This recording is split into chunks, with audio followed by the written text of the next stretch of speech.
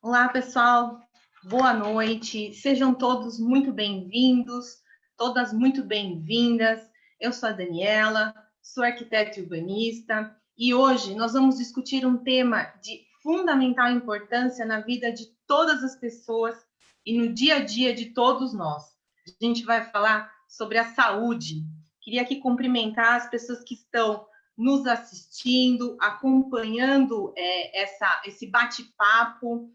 E queria, assim, saudar todos os internautas e dizer, como todos sabem, eu sou pré-candidata a prefeita pela cidade de Jundiaí, através do Partido dos Trabalhadores. E esses bate-papos, essas lives, elas têm o objetivo de contribuir para a elaboração do nosso plano de governo participativo.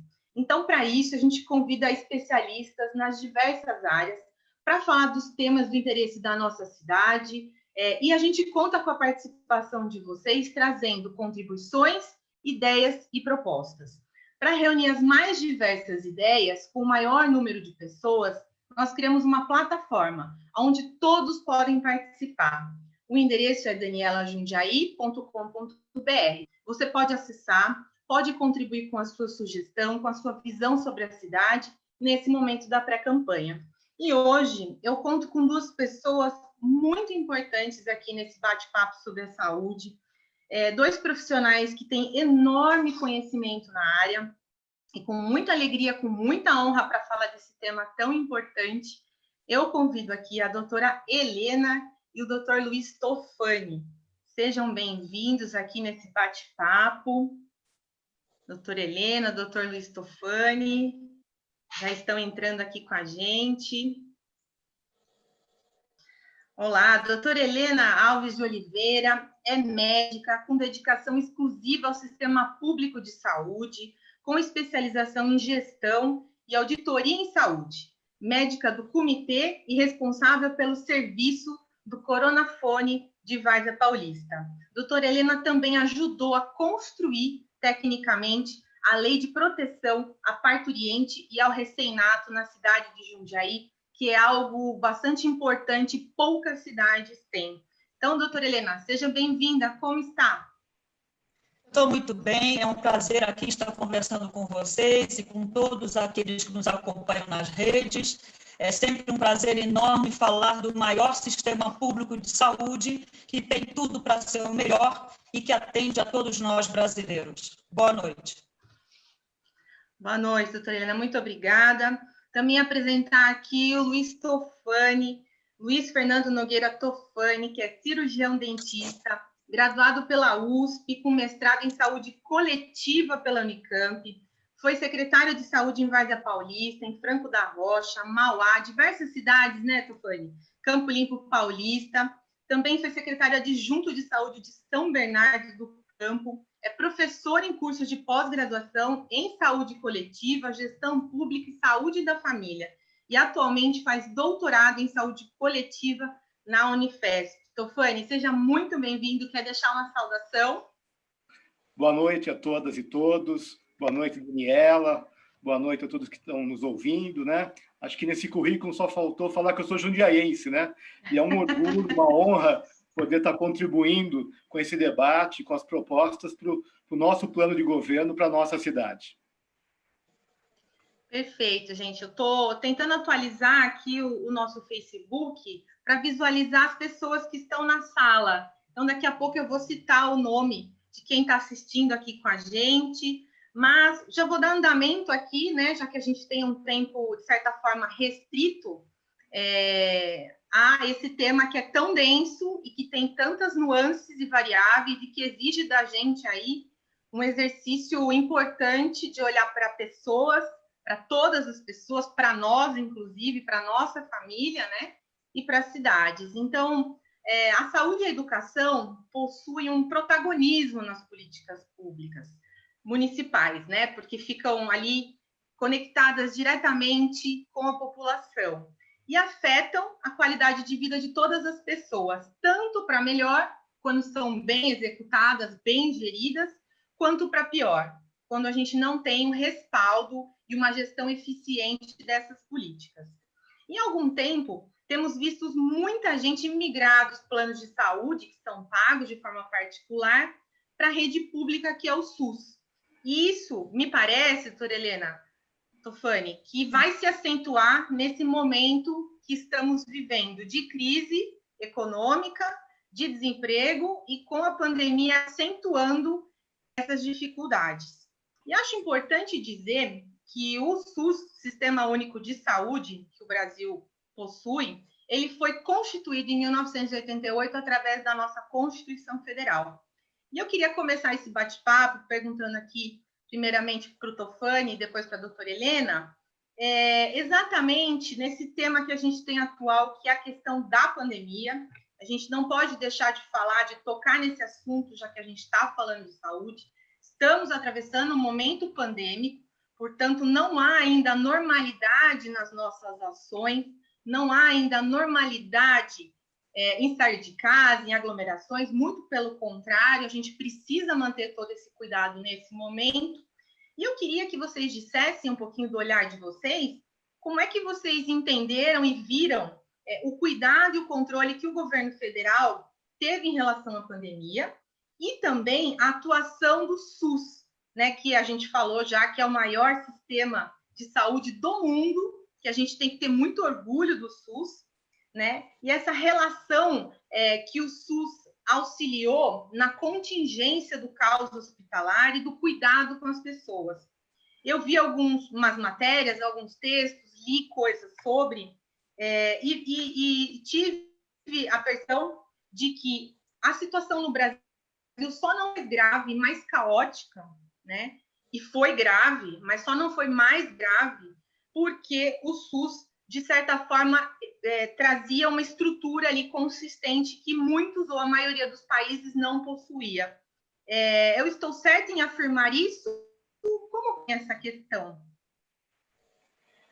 Bom, acho que eu inicio, né? Depois a gente passa para ele. Por favor, Tofani.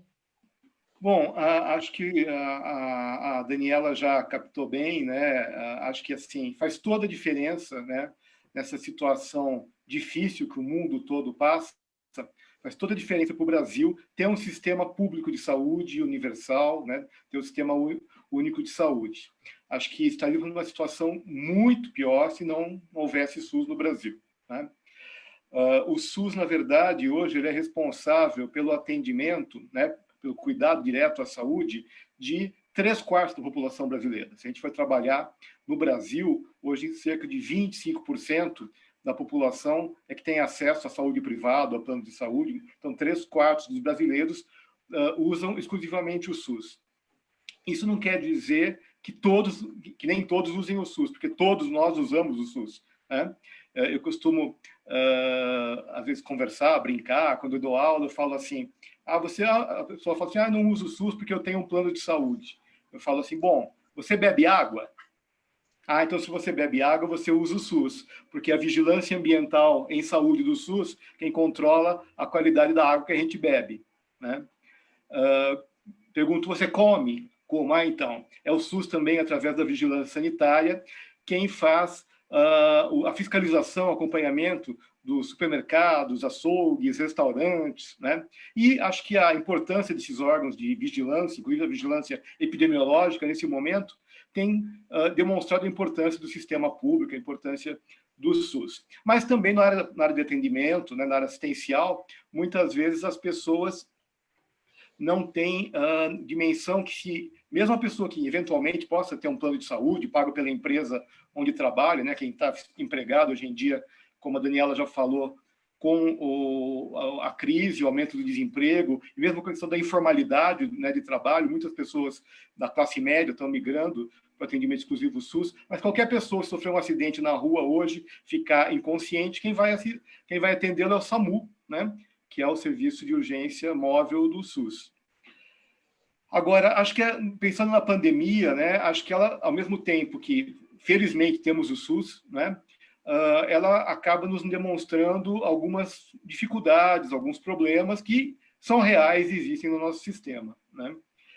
E acho que tem uma questão importante, que assim, o SUS é muito desigual, né, no Brasil como um todo, na própria cidade, entre as cidades, a distribuição de recursos, a distribuição de profissionais de saúde, a distribuição de equipamentos de saúde, mas tem uma questão talvez mais séria e mais grave que, se nada acontecer, tende a piorar, que é a questão do subfinanciamento, né?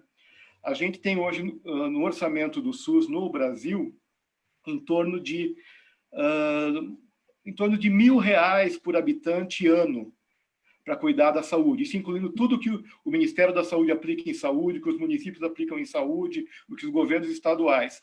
Fazendo uma conta aí por baixo, isso dá em torno de R$3 a R$4 por habitante dia, né? Que é o que nós temos em Jundiaí. Em Jundiaí nós temos aí um orçamento de R$500 bilhão, né? 500 e poucos milhões de reais aplicados em saúde para atender um pouco mais de 400 mil habitantes, 420 mil habitantes, né?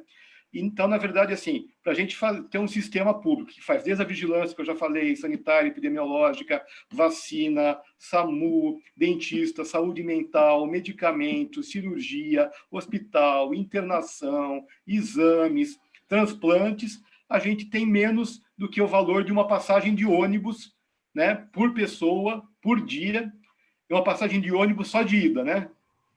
Porque nem para ir e voltar o recurso não é suficiente. Então, e o cenário, infelizmente, se nada for feito, não houver uma mudança de governo, tende a se agravar, porque após o impeachment da presidenta Dilma, com a emenda constitucional 95, o governo federal, né, congelou as despesas, inclusive da saúde, por 20 anos, fazendo apenas a aplicação de reajuste da inflação, né? Isso é um absurdo, e não sei onde vai parar isso se não for revertido, porque a população está aumentando, está envelhecendo, novas doenças surgem, né? E o recurso está congelado por 20 anos. Então, esse é um cenário difícil. Falando especificamente sobre pandemia e Covid, né? Acho que, em primeiro lugar, faltou e falta muito uma coordenação nacional do Ministério da Saúde. O governo federal o tempo todo empurra a responsabilidade para os estados e para os municípios, né? Faltou definir diretrizes nacionais, faltou fazer uma regulação do mercado dos medicamentos, dos insumos, né? Faltam medicamentos, inclusive hoje, para entubar pacientes em alguns lugares. Por quê? Numa situação dessa, o governo federal, que tem maior capacidade de compra, maior poder indutor econômico, é quem tem que regular e controlar a fabricação, a comercialização. Não pode os municípios ficarem brigando entre si, né, quem consegue comprar, quem não consegue. A mesma coisa, recentemente, todos nós esperamos que tenhamos uma vacina em breve. Recentemente, fizeram uma pesquisa que, se saísse a vacina hoje, não teria seringa e agulha para aplicar no Brasil, em quantidade de fabricação suficiente para se aplicar a vacina em todo o mundo, né? Então, esse tipo de coordenação faz falta. Segunda questão, o Estado, né? O Estado trabalha com uma lógica...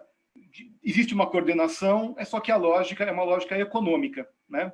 A saúde se pauta na saúde, em ações de saúde, mas a lógica é manter a questão, a preservar a questão econômica, mesmo que para isso muita gente precise morrer, né?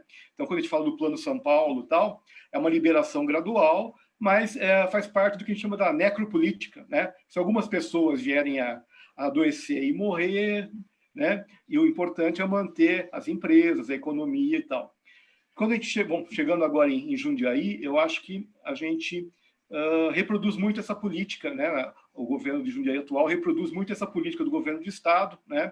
De abertura econômica, de ações de saúde limitadas, né, de proteção, com baixa proteção social, porque todos os estudos hoje dizem que quem mais adoece, quem mais está morrendo de Covid, são as populações mais vulneráveis, em situação de rua, que moram em submoradia, de baixa renda, com subemprego, né? Que é quem está tendo que sair para se virar aí na vida, trabalhar. Quem não consegue trabalhar em home office, né? E aí a gente não tem políticas para isso, né? E acho que eu vou passar um pouco para a Helena, que eu estou falando muito, para ela completar aí outras questões também importantes, tá bem? Eu vou complementar. Na linha do Luiz, eu queria só lembrar que o governo federal esqueceu da atenção básica e um sistema que já é subfinanciado nos pegou num momento que não tinha equipamento de proteção para muitos funcionários da saúde no país inteiro, o que dificultou o trabalho também de agentes comunitários. E na linha de Jundiaí, em relação a Jundiaí, como eu estou no Coronafone, no comitê, eu acompanhei isso talvez um pouco mais de perto do que o Luiz, e eu tenho questionamentos, ações assim preocupantes em Jundiaí, a inauguração tardia do hospital de campanha no batalhão, que me parece pouco equipado, porque pacientes nossos, munícipes de Várzea Paulista, não puderam ficar no batalhão, foram transferidos para hospitais de campanha em São Paulo, para poder usar aquela máscara de oxigênio. E aquele hospital foi assim, inaugurado tardiamente. Em relação à reabertura, é curioso que coincide a reabertura, a mudança de fase, com a transferência de vários pacientes da região de Jundiaí para São Paulo, dando a impressão que havia uma menor ocupação de leitos no Hospital São Vicente. Preocupante, pode ser uma maquiagem. Questiono também a participação do Hospital Regional, que para mim não houve transparência, não sabemos qual foi o papel, me parece que transferiam pacientes do São Vicente que não tinham Covid e iam para o hospital regional. E, para finalizar, o caos do transporte público, né? Então, em momentos de pandemia, mantiveram horários de ônibus de domingo, com todo mundo lá dentro, né? Facilitando a contaminação, e com pias de terminais em torneiras, como eu vi em fotografias. Então, isso aí tudo favorece para essa pandemia, para esse momento ruim, que eu acho que Jundiaí não conduziu adequadamente. Quando o doutor Tufani falou, né, dessa política do controle baseado na necropolítica, acho que é interessante explicar esse termo que vem bastante sendo utilizado, que se a gente trabalha com uma política baseada no controle das mortes ou baseada na impossibilidade da contaminação, né, Tufani? É um pouco diferente o olhar que se trabalha com relação a isso, né? Sim, sim, exatamente. Eu penso que os países que fizeram, né, conseguiram ter bons resultados de controle, porque no Brasil, no estado de São Paulo, em Jundiaí, o que aconteceu? Houve um crescimento, depois houve uma estabilização. Nós chegamos agora num platô que a gente não sabe, né? Eventualmente, está descendo, depois sobe de novo. Outros países que já estão começando a ter segunda onda, né? A gente não sabe, é uma doença nova, qual é o comportamento. E os países tiveram bons resultados, e eles trabalharam muito a questão do controle da transmissão. Isso tudo bem, isolamento social, em alguns casos lockdown, mas sobretudo, testagem em massa. Você precisa fazer testagem da população, identificar quem é a pessoa que está contaminada, transmitindo, mesmo que ela não tenha sintomas, né? E, a partir disso, você controlar quem são os comunicantes, os familiares, com quem ela trabalha, colocar essa pessoa, mesmo assintomática, em isolamento. Com esse tipo de ação que a gente consegue controlar a transmissão e reduzir a epidemia. Isso não tem sido feito. Isso não tem sido aplicado com esse olhar, né, doutor? Não. Eu queria dar boa noite aqui para quem está acompanhando o nosso bate-papo, a Dani Colagrossi, o Marcos Boniero, a Marilena Negro, querida Marli Caldas, Aparecida Neves, Rosaura, Elaine Rusnak, obrigada pela presença, saudade de você, que bom que você está aqui. Rose, Nilza, Célia, Max, Atucci Carmelo, Mário da Silva Leite, Tiago Ferreira, Sônia Santos. Então, tem bastante gente acompanhando aqui o nosso bate-papo nessa noite. Queria agradecer aqui a presença de todos. E acho que a gente podia, doutora Helena, acho que saiu para voltar, para ver se consegue melhorar o som. Eu vou tocar aqui com você, Tufani. Tá voltando, doutora? Sim, vê se melhorou o som. Aqui. Tá melhor. Melhor, sim, tá melhor. Melhorou, sim.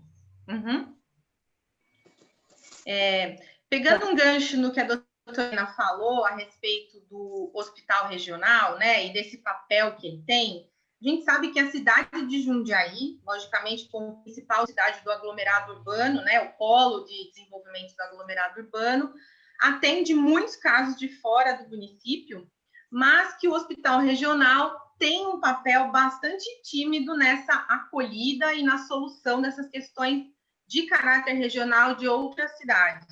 e que acaba, de fato, todo mundo indo lá para o São Vicente, o que causa grande dificuldade e superlotação do São Vicente.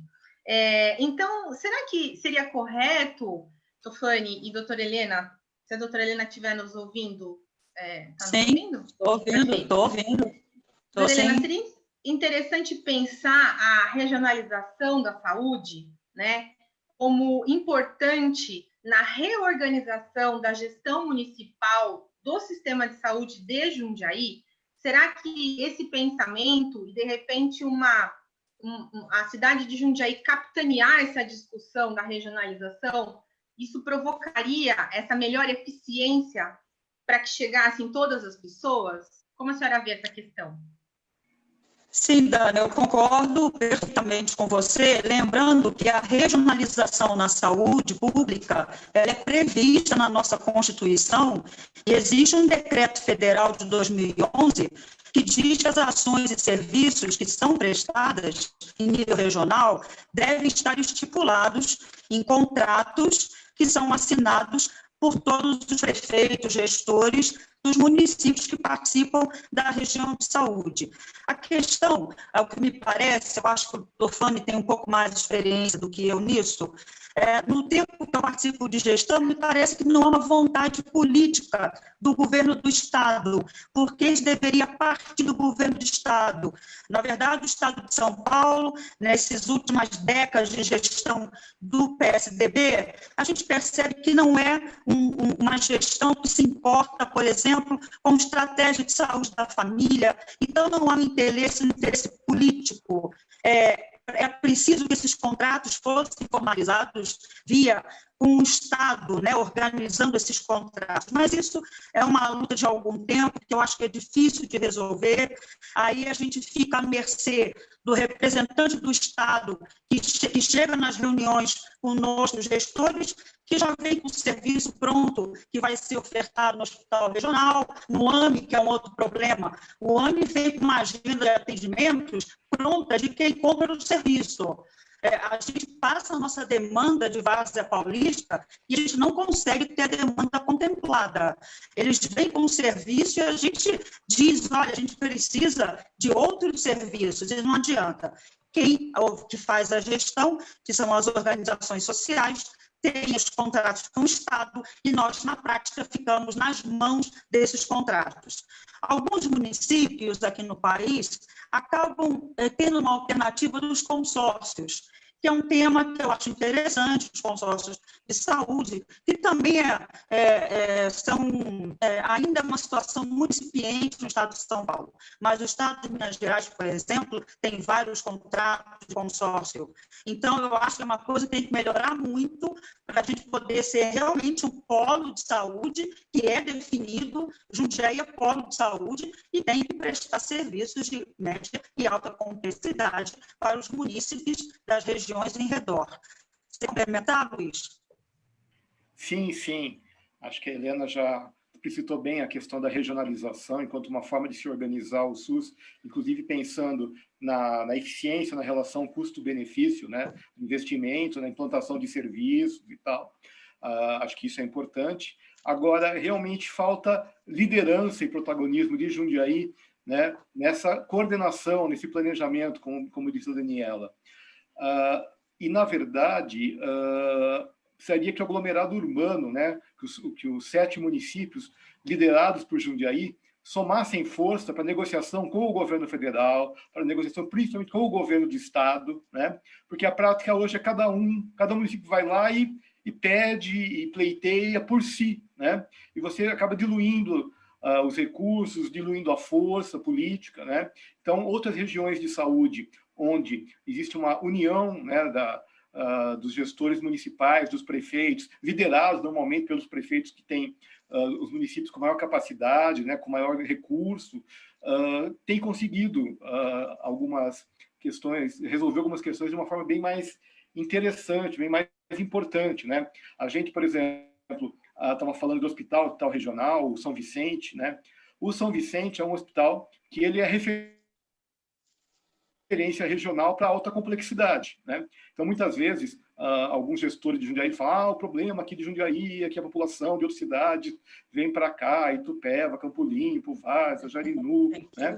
Eles têm de vir, sim, né? É obrigação de Jundiaí atendê-los naquilo que está planejado, previsto, pactuado. Claro, tem as responsabilidades de cada município, né? Agora, qual é um problema, falando na questão hospitalar de Jundiaí, né? O São Vicente é referência para alta complexidade, para cardiologia, para neurologia, para trauma, UTI, oncologia, né?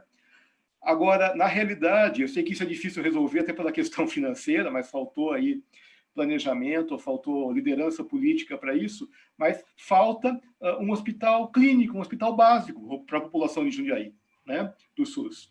E quando, há um tempo atrás, foi feito esse planejamento negociado, o Estado colocou como sendo o hospital regional, que também não é, né, como bem a Helena disse, é um hospital de porta fechada, que atende pouco, né?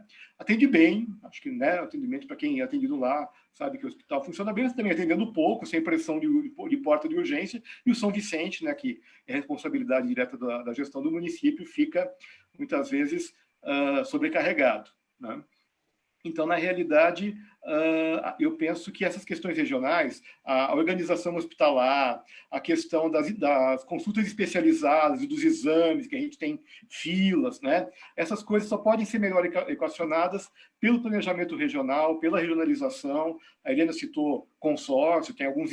São Paulo realmente tem poucos exemplos, mas o estado de Minas, o estado do Paraná trabalham dessa forma, né? E acho que Jundiaí teria toda a capacidade de liderança para poder trabalhar pensando dessa forma, né? E vai melhorar não só a saúde da região, mas principalmente a população de Jundiaí, que acaba sendo prejudicada nessa situação. Acho perfeito, assim, e é isso mesmo, né? A gente está vendo um momento de crise financeira e que é necessária a união dos municípios, porque o serviço vai ter que ser prestado para todas as pessoas, né?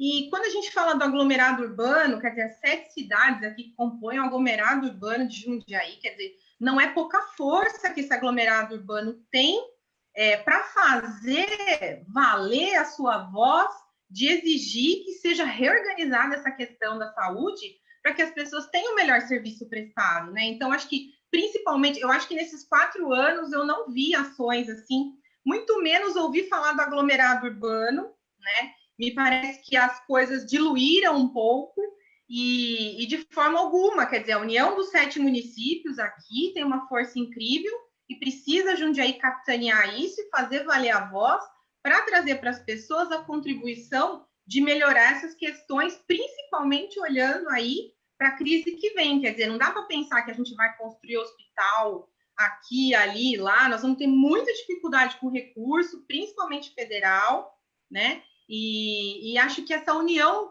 dos municípios pode ser uma saída imediata, que não exige custo, mas que já propicia uma reorganização e uma melhora na gestão municipal.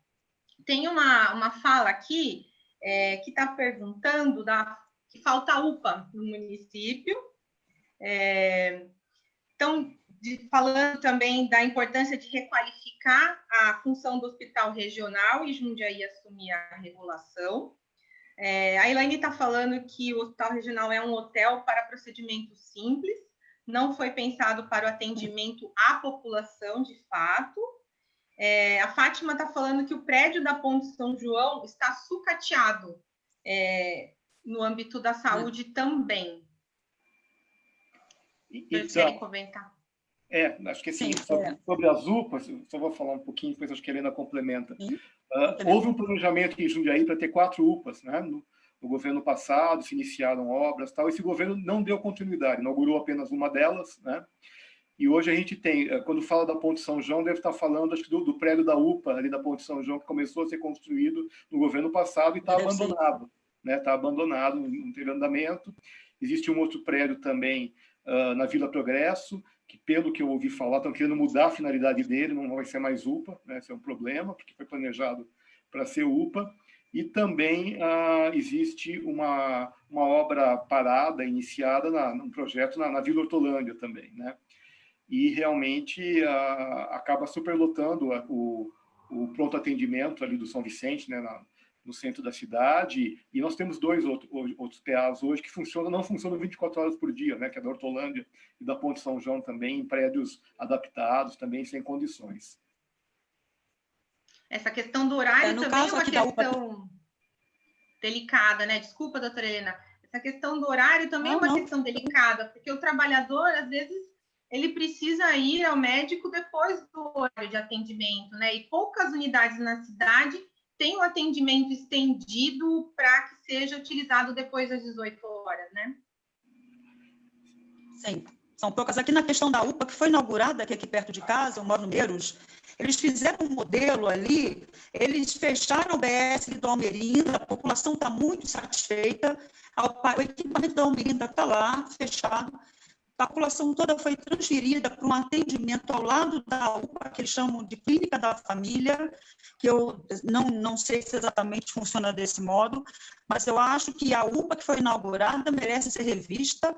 Quanto ao atendimento do território, a população do Almerinda reclama muito dessa mudança de serviço e como funciona essa clínica da saúde ali. Eu tenho também minhas dúvidas que seja um modelo que deva ser seguido e mantido se as outras UPAs inaugurarem. Queria complementar com isso, tomar cuidado quando inaugurar as outras UPAs, nós temos que propor outros modelos de gestão, na minha opinião. E compactuar com a população, ali é a questão do território, né? Então, a gente coloca uma UPA, a gente não fecha com uma UBS. A UPA não vem para substituir uma UBS. Uma UBS bem feita, com horário estendido, com uma agenda de acesso melhor, um acesso diferente, a gente traz a população para a UBS. E aí a gente esvazia a UPA. Tem que ser o contrário. É que nem fechar a escola, né, doutora Helena? Não se fecha a escola, não se fecha a UBS, né? Exato. Mas pegando um gancho na sua fala, né, dessa questão da relação com a comunidade, na relação com o território, né, e pensando, assim, venho refletindo bastante sobre esse tema, né, na questão da reestruturação do território da cidade, um olhar bastante aprofundado para os bairros, e também pensando um pouco em como que a cidade, até botei um cartazinho ali atrás, ó, como que a cidade pode gerar saúde, produzir saúde para a sua população, para todos nós, na verdade, né? Para que isso de verdade chegue no dia a dia das pessoas. Vocês acreditam que a UBS, que é a Unidade Básica de Saúde, né, que, por exemplo, foi essa que foi fechada em substituição à UPA, e a UPA é como se fosse um pequenino hospital, assim, de coisas mais rápidas, né? Então, a UBS tem um papel totalmente diferente, realmente. Então, vocês acham que a UBS, ela, através do programa da saúde da família, acho que seria bacana falar o que é esse programa, e das equipes multidisciplinares, esse plano, assim, que se fosse hoje na cidade, a gente conta com cerca de 20% das unidades com esse enfoque, né? Foi o que eu verifiquei. Sim. Será que se a gente ampliasse isso no município e colocasse a UBS, o Programa de Saúde da Família, as equipes multidisciplinares, como um foco na produção de saúde, será que a gente não ia produzir gerações saudáveis, mais saudáveis? E a gente chegaria lá na saúde, né, dos idosos, com 60 anos e mais, com maior qualidade de vida, e aí a gente teria, assim, menos doenças e, portanto, as pessoas sofreriam menos para tratar as doenças ao final. Quer dizer, é todo um processo. Eu fico imaginando se não seria uma mudança de conceito, de ao invés de só tratar os doentes quando doentes, a gente produzisse saúde para termos pessoas mais saudáveis aí próximos ao território, que seriam os bairros, e esse vínculo com a comunidade. Como é que vocês veem isso, doutor Tufani, se quiser iniciar? Sim. Então, Daniela, todos os países do mundo que têm bons sistemas públicos universais de saúde investiram muito na atenção básica, né? Nas unidades básicas de saúde, na atenção primária, né, como é chamado internacionalmente. No caso, no Brasil, a gente tem a estratégia de saúde da família como uma forma de organizar a atenção básica justamente direcionada ao território, né? Cada unidade tem uma população, um território delimitado, uma população adscrita, ela conhece sua população, sabe perfil etário dessa população, perfil de adoecimento, né? E desenvolve ações, assim, é uma porta de entrada também, né? Ela tem que ter acolhimento, tem que receber as pessoas, fazer diagnóstico precoce, ela tem que saber no seu território quantas pessoas são hipertensas, são diabéticas, quantas são acamadas, fazer visita em casa, atendimento domiciliar, a população nossa está envelhecendo, tem um investimento forte na saúde do idoso, no atendimento domiciliar, né? Ela precisa fazer ações de promoção, de prevenção no território, intersetoriais, inclusive, né? Ofertar outras práticas. O modelo de Jundiaí, acho que a gente tem em torno de 20 e poucos por cento só da rede básica hoje na estratégia de saúde da família. A grande parte da rede de Jundiaí hoje é aquele modelo tradicional onde a pessoa tem que ir lá procurar e marcar uma consulta médica. Ela vai, faz a consulta, pega até um medicamento, tal, mas ela não tem um acompanhamento, não tem um olhar integral. Em alguns lugares até tem, muitas vezes, até por iniciativa da própria equipe, os profissionais que estão lá, e tem muito servidor público bom na rede, né, que faz um trabalho até independente de governos e de gestão. Mas não é essa política, né? Então, isso que você diz, Daniela, na verdade é uma mudança do modelo, né? Você mudar a forma de tratar a saúde, onde você vai estar mais próximo das pessoas, estabelecer vínculo, fazer projetos locais, fazer projetos com adolescentes, com idosos, com escolas, centros esportivos, quer dizer, esse tipo de prática que traz mais saúde às pessoas, a gente cuida da saúde, menos da doença, né? Não, claro, quando a doença também precisa ser cuidada, mas, na verdade, a gente deixa de ter um sistema mais curativo e passa a ser um sistema cuidador, onde a pessoa pode se sentir cuidada quando ela precisa.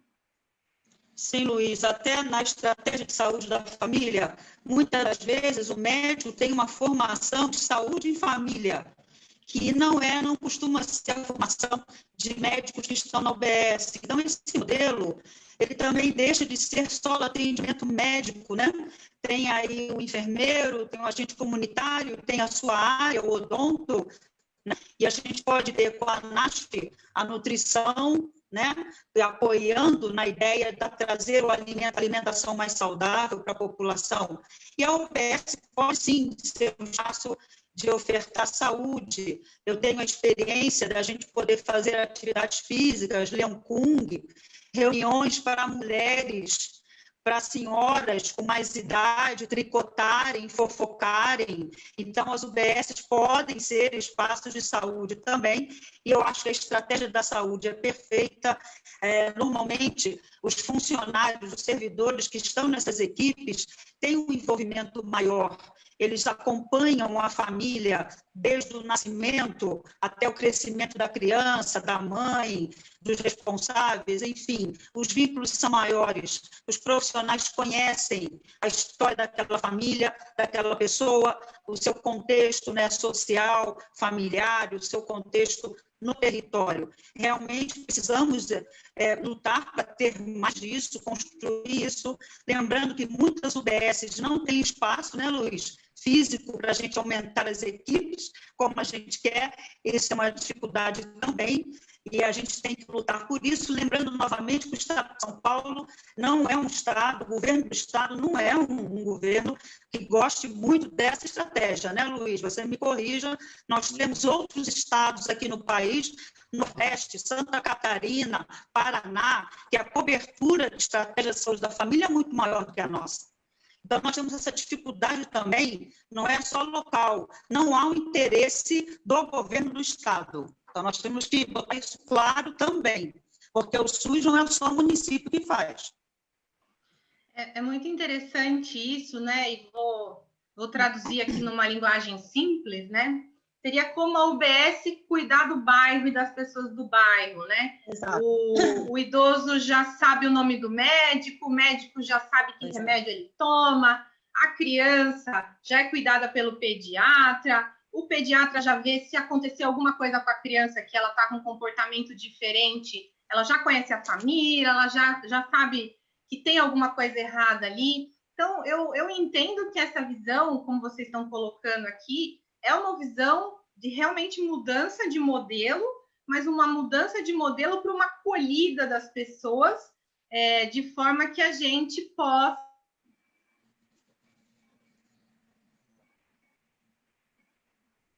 sofrer com a doença, quer dizer, passar por coisas mais leves depois é muito melhor do que por coisas mais complicadas. Fora todo esse vínculo da comunidade, de se olhar para as famílias, de conhecer o nome do médico. Acho que a gente está no momento de fazer essas reflexões, né?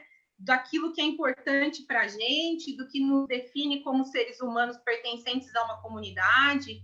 Então, eu acho muito bonito tudo isso que vocês falaram aqui, dessa relação da saúde da família, da UBS, não só um lugar para tomar injeção, mas assim, para fazer canto, para fazer coral, né? Para as pessoas de idade poderem se encontrar e fazer uma ginástica, e ali já tira a pressão, já faz o acompanhamento do diabetes, e já volta na outra semana. Quer dizer, olha que interessante todo esse movimento de saúde, que é também um movimento de saúde mental das pessoas, né?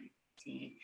Eu só queria complementar uma coisinha. Acho que nesse momento da pandemia, as experiências dos municípios que têm tido melhor resultado no controle da pandemia são aquelas que estão investindo no trabalho da atenção básica, no combate, no acompanhamento do controle na Covid.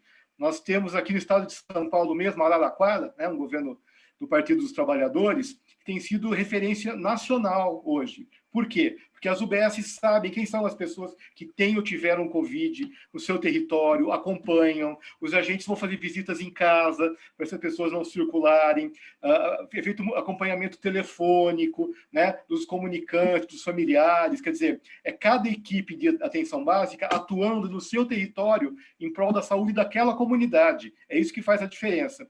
Isso precisa ser uma política pública, para ter um estímulo, né, uma indução do governo, da gestão, e, na verdade, isso requer um investimento no profissional de saúde, no enfermeiro, no médico, no agente comunitário, no dentista, né?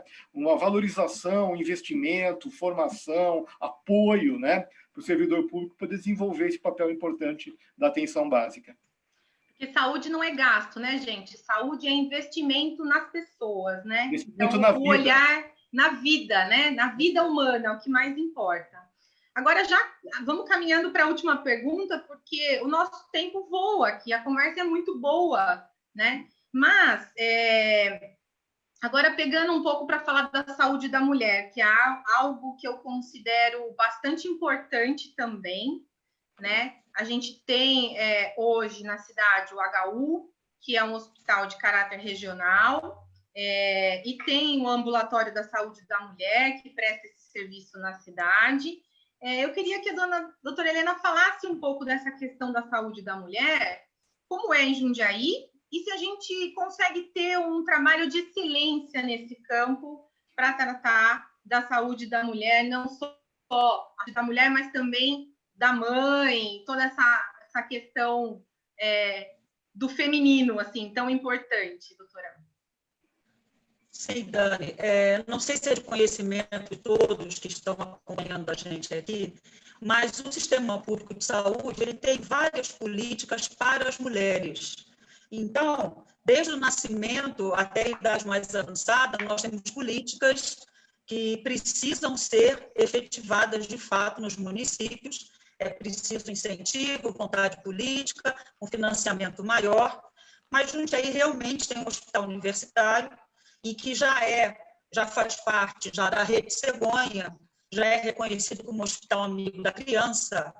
A mortalidade infantil em Jundiaí tem caído, há municípios em redor que estão piores, infelizmente, mas eu acho que a gente pode melhorar, por exemplo, trabalhando com os profissionais das unidades básicas, com o ginecologista, com os obstetras, para conquistarem as mulheres, apresentarem a Rede Cegonha ao parto humanizado, não cesáreo, porque Jundiaí, como muitos municípios, ainda tem uma alta taxa de cesáreas na rede pública, por volta de 40%, quando preconizados são 15%. Então, eu fico pensando, talvez, trabalhar mais com os profissionais, para que os profissionais apresentem o plano do parto, que é uma lei que já tem um tempo, em que a mulher constrói como vai ser o trabalho de parto dela com o médico e com enfermeiro, com uma doula, se ela assim quiser. Então, esses instrumentos já existem. Eu acho que nós temos que trabalhar com os profissionais para apresentar e conquistar as mulheres. Lembrando que Jundiaí, como a Dani comentou, é um dos poucos municípios que tem uma lei de proteção à gestante e ao recém-nato aprovada, sancionada pelo prefeito. Falta a gente aí cobrar, né, que ela seja realmente utilizada, efetivada no município, porque ela trabalha principalmente com a redução da violência obstétrica. Para quem não entende isso, que está acompanhando com a gente, é a gente diminuir o número daquele corte. A gente ainda continua cortando muito o canal do parto por onde a criança passa. Isso machuca a mulher, traz consequências no futuro para ela. Nós temos que diminuir o número de cesáreas, porque a mortalidade materna fica alta quando tem mais cesáreas. As mulheres morrem, há perfurações dos órgãos próximo ao útero quando se faz uma cesárea. A cesárea não é tão tranquila quanto parece. As mulheres pensam que é só tirar a dor, dormir, né, e fazer uma cesárea, mas existem erros profissionais, às vezes sem intenção, obviamente, mas a mulher sofre também danos consequentes à cesárea. Lembrando que temos que trabalhar com horário estendido para permitir às mulheres irem ao médico mais tarde. A gente sabe que as mulheres, praticamente metade, um pouco mais da metade dos domicílios no Brasil, são comandados por mulheres, e elas trabalham. Então, a gente melhorar o horário da UBS, expandir o horário, trabalhar com a agenda de acesso avançado, em que a agenda permite um número maior de atendimentos para a necessidade daquele dia, a gente diminui aquele agendamento que é feito 60 dias antes, né? Então, nós podemos mexer no modelo de agenda que já acontece em Florianópolis, por exemplo, e Curitiba. Nós precisamos trazer isso para Jundiaí, uma mudança de agendamento. Lembrando que o SUS também tem a parceria com a educação, o programa Saúde na Escola. Então, a criança ela nasce nesses programas que eu já comentei, ela é acompanhada pelo médico da família, pelo pediatra. Depois, na escola, o SUS entra também na escola, pessoal. Para quem não sabe, quando a escola nos aceita, obviamente, né? Então, nós vamos para além de campanha de como escovar os dentes, né? Eu acho que todos nós sabem que a gente vai lá, né, o dentista fica mostrando a escova de dente, mas eu mesmo, enquanto o meu curto período de secretariado, eu fui fazer outras ações nas escolas. Então, a gente pode deixar esse programa mais forte em Jundiaí. Ele anda bem enfraquecido. Então, a menina está crescendo, ela está na escola, ela já recebe um funcionário, um servidor da saúde, e vai conversar com ela, por exemplo, sobre atividade física, alimentação, como prevenir a obesidade, falar sobre ações de prevenção para diminuir as chances de infecção por doenças sexualmente transmissíveis, por exemplo.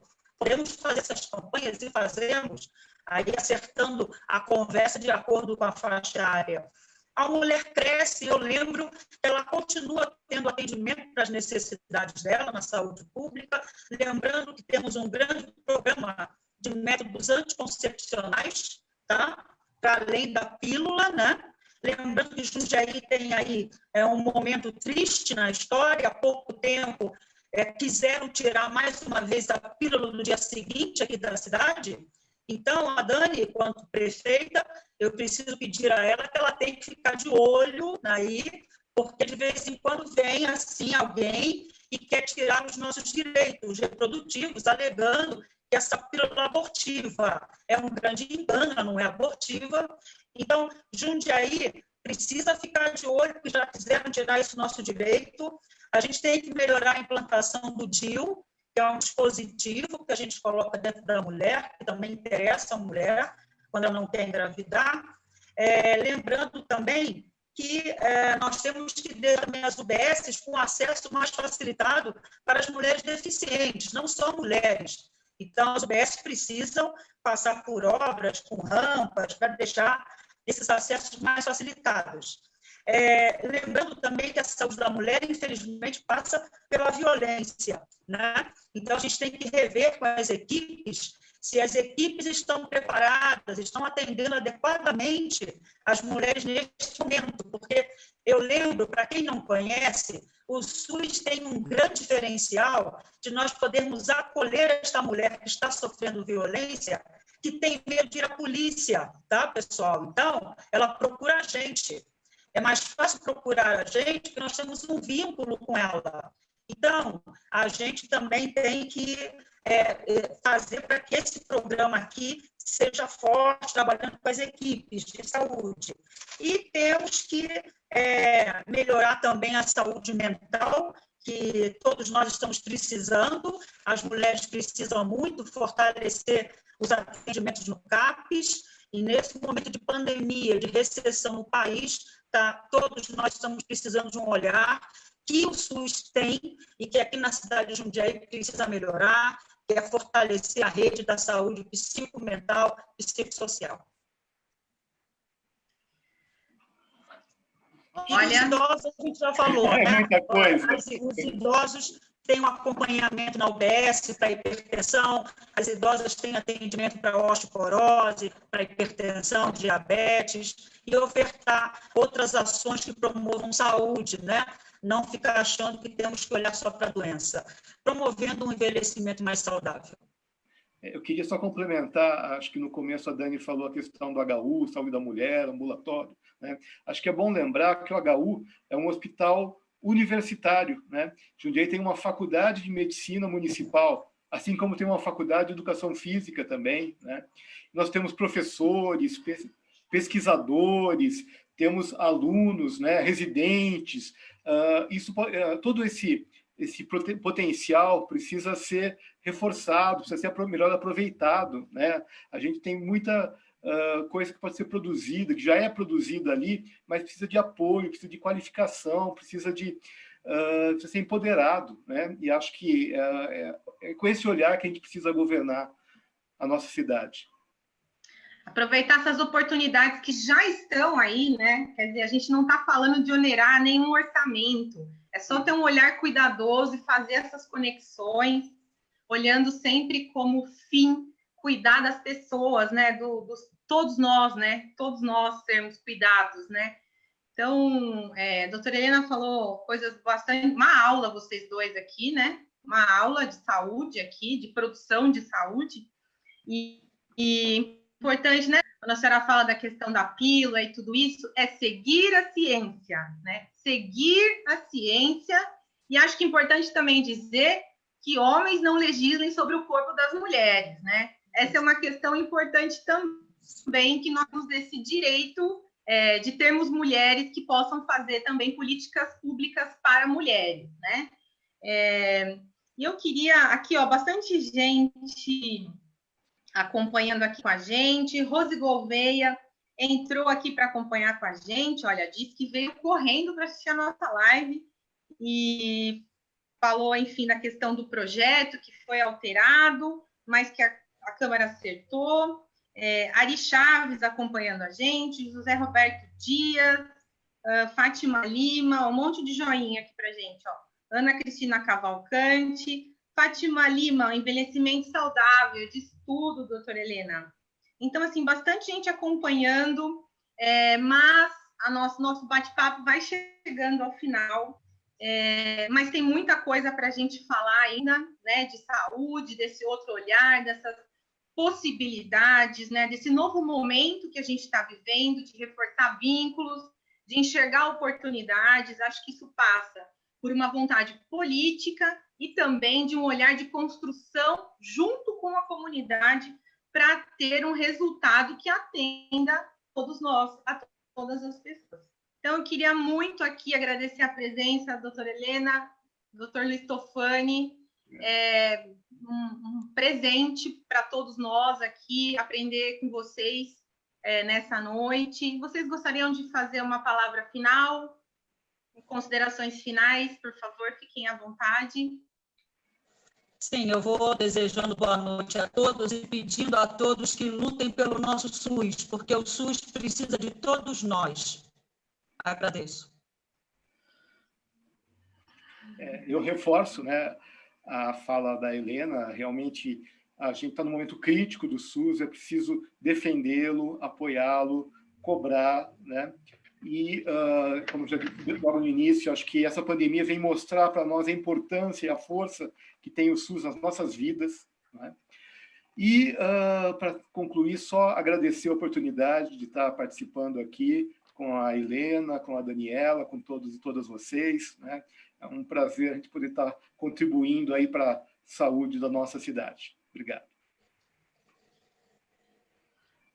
Eu que queria agradecer muito, agradecer a todos que acompanharam nessa noite. Se alguma pergunta ficou sem resposta, a gente vai responder.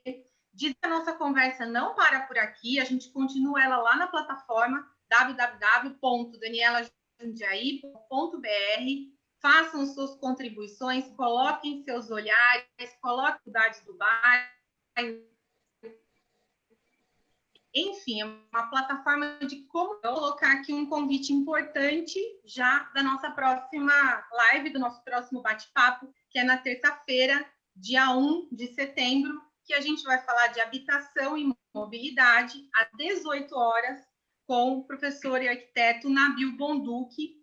E depois da live a gente tem uma novidade, a gente vai abrir uma sala Zoom para quem quiser aprofundar o debate. Todas as pessoas que quiserem entrar, a gente vai continuar para abrir o debate. Se quiserem participar também, Tofane, doutora Helena, estão convidados. E reforçando aqui o meu agradecimento, eu vou dizer, a gente está aqui sorrindo, muito simpático, mas o assunto é muito sério.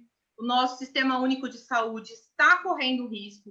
O governo federal quer desmontar o Sistema Único de Saúde, só não fez ainda em razão da pandemia. Então, tivemos gravidade com relação à pandemia, porém ela nos trouxe muitas informações e as pessoas puderam perceber o quanto o Sistema Único de Saúde precisa melhorar, porque o Brasil é um país de dimensões continentais, mas sem o SUS, a vida de todos nós seria muito pior. Então, reforçando as palavras do Dr. Luiz Tofani e da doutora Helena, defenda o SUS, porque é defender a nossa vida também. Gente, muito obrigada e a todos que nos acompanharam. Até a próxima. Tchau, tchau. Tchau.